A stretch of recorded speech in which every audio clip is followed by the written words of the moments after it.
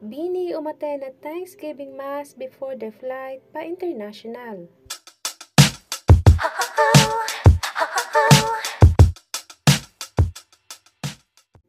Ito ang kaganapan this morning at Thanksgiving Mass. Umattend ang Bini and some of their family members and ABS-CBN executives, praying for Bini's safety and successful events and concerts abroad. Di man lahat kasama ang family members gaya nila Bini Stacy, Bini Gwen, and Bini Sheena, we know they're always praying for them. After the Mass, Bini Maloy's mother hugging Bini Sheena tightly at pati si Bini Gwen.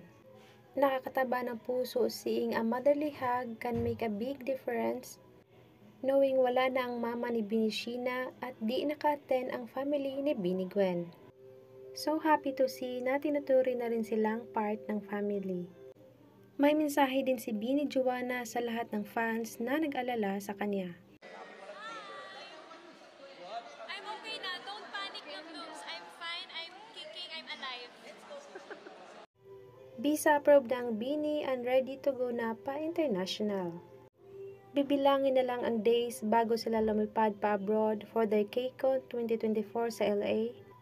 Their Biniverse schedules: August 9, Biniverse Vancouver; August 10, Biniverse Edmonton; August 16, Biniverse Winnipeg; August 17, Biniverse Toronto; and on October 4, the Grand Biniverse at Araneta Coliseum.